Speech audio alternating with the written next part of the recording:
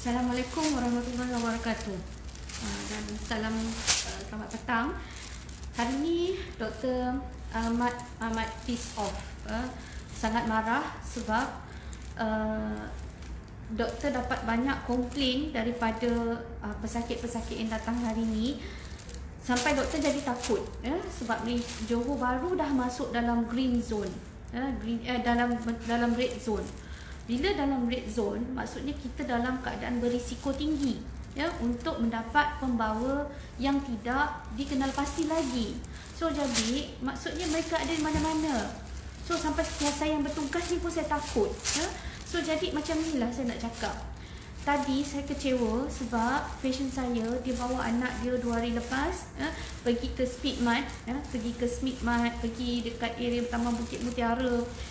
Dia kata dekat situ macam tak ada PKP. Dia cakap macam tak ada orang jaga. Kedai-kedai semua buka suka hati dan tak ada buat social distancing. Maksudnya orang selamba je berkumpul dekat situ macam tak ada apa-apa. Kecuali kedai-kedai lain tak buka, kedai runcit dah macam biasa. So jadi doktor bengang, tu satu, dan budak tu datang dengan demam lah tadi. So jadi tu satu.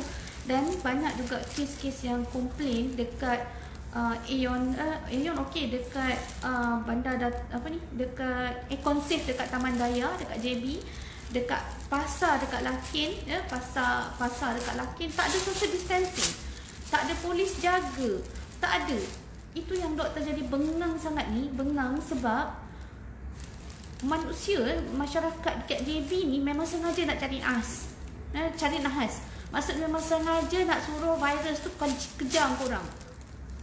So jadi doktor bengang sangat sekarang ni sebab masyarakat Malaysia punya mentality, especially yang dekat Johor ni, yang Johor ni, yang red zone ni, yang Johor Bahru ni, degil sangat. So memang sengaja sebab kita tahu virus ni dia boleh ada dekat permukaan beberapa hari.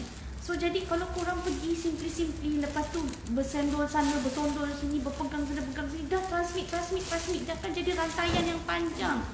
Dan sampai bila kita nak settle ni? Bila masalah kita nak settle ni? Bila kita punya rantaian akan berpanjang-panjangan, kita tak akan dapat kurangkan risiko penyebaran ni. Faham tak? Doktor tak nak pakai macam ni setiap hari. Faham tak?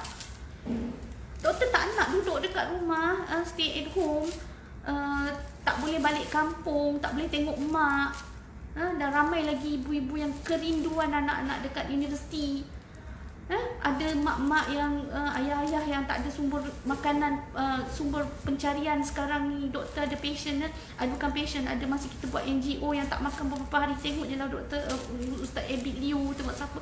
Semua banyak sangat orang yang kesusahan sekarang ni, hilang punca pencarian. Kalau kita berterusan macam ni, lama bulan-bulan, macam mana dengan ekonomi kita? Tengok doktor punya klinik pun selalu ramai pun jadi tak ramai. Ingat senang ke kalau kita nak survive, nak bayar tu, nak bayar ni sebagai orang yang bisnes?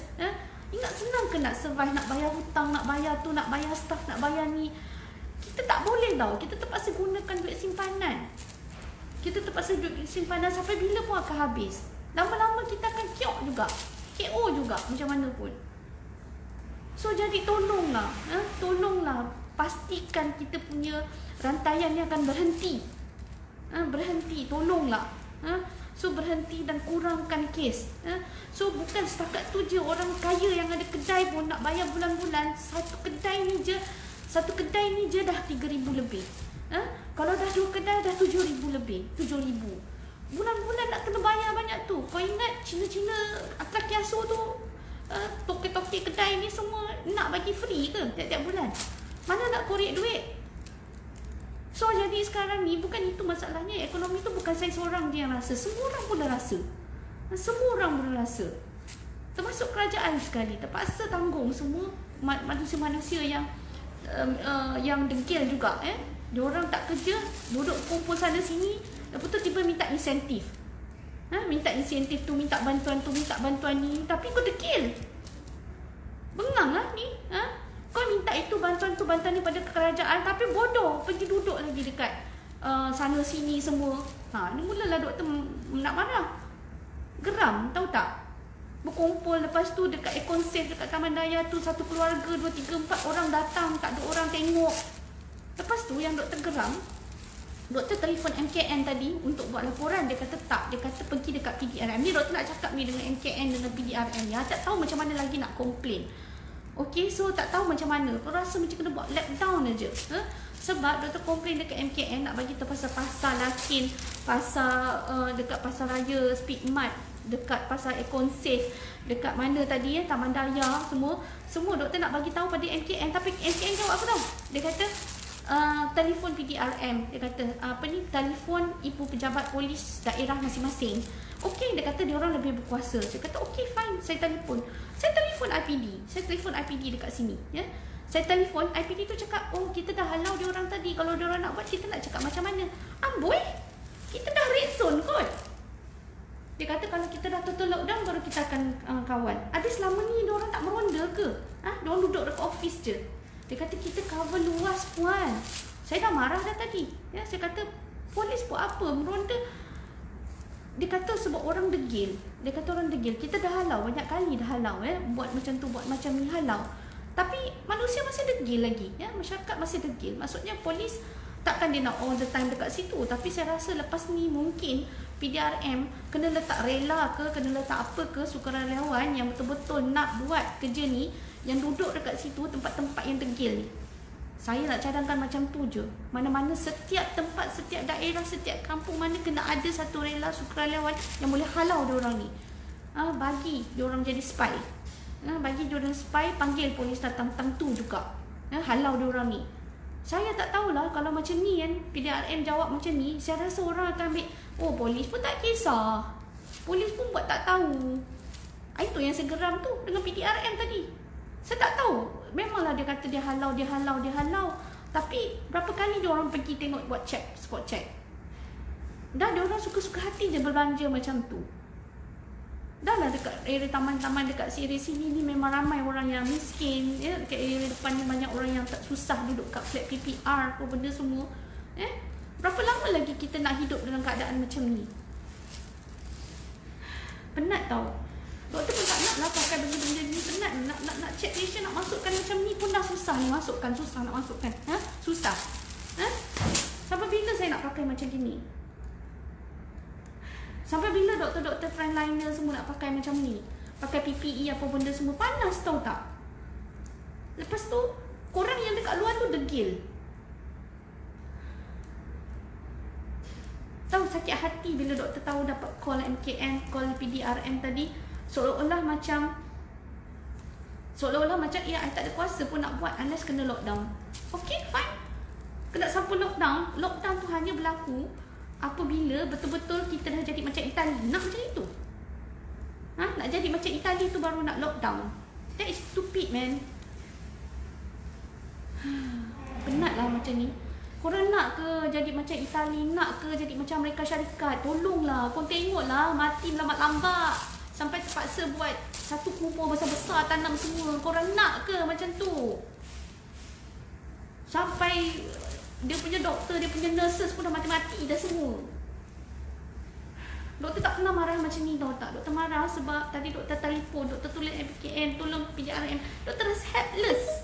Doktor rasa helpless. Helpless sebab apa? Tak tahu nak buat macam mana. Doktor tak tahu nak buat macam mana lagi dah. Sebab kita ni tak ada kuasa tau. So tolonglah share video doktor ni supaya MKN, PDRM buatlah sesuatu tindakan supaya tempat-tempat ni semua diorang cover. Spy ke, apa ke, tak kisahlah. Sukarelawan. Tangkap diorang ni. Bagi authority kepada tu. Buat betul-betul ganas macam dekat, janganlah sampai tembak mati. Maksudnya tangkap betul. Guna siapa-siapa, tak kisahlah. Saya dah memang frust sangat ya. So ini baru saya pakai macam ni. Yang kat frontliners tu punya belambak pakai baju yang full coverage tu. Ingat senang ke nak pakai keluar masuk sembahyang pun terpaksa jamak. Geram, tahu tak geram? Kita ni pakai macam ni boleh lagi nak buka-buka. Yang frontliners tu berkorban, tahu tak?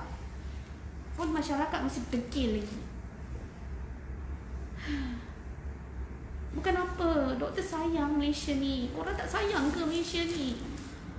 Kau tak sayang ke sama-sama? Tu kalau pergi ke sana kemari, merayap ke sana kemari, jiran-jiran ni semua merayap ke sana kemari, kau tahu tak apa jadi? Virus tersebar, makin lama makin teruk, makin jadi white tau, daripada nak kematian tu banyak.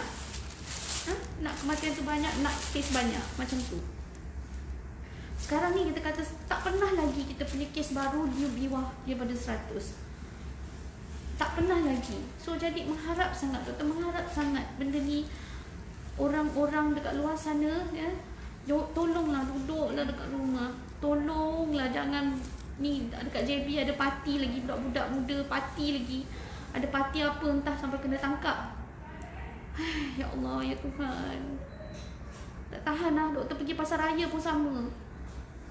Ya, walaupun pakai PPE pun Helen, kita tak selamat. Doktor ni pakai ni dekat atas meja doktor ni.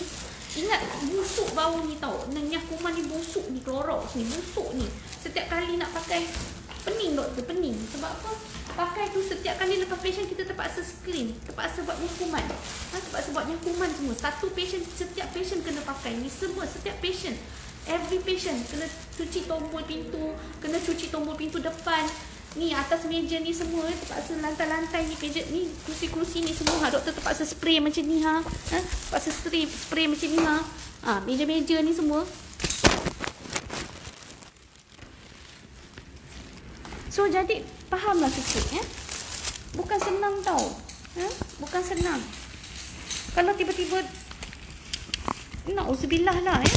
Harap-harap tak ada patient yang datang ke klinik doktor yang bawa benda ni. Walaupun dah banyak juga doktor refer ke kerajaan ya. Doktor ada refer ke kerajaan tentang apa ni pusing pula. Ni dah marah sangat lah ni. Handphone doktor tu pusing-pusing. So jadi apa ni? Ada dekat apa tadi? Ada dua kes malam. Doktor refer untuk buat COVID screening. So doktor pun ni memang tawakal Allah je lah ni. Tawakal Allah. Okey. Dah, doktor nak balik dah. Okey. Assalamualaikum warahmatullahi. Minta maaf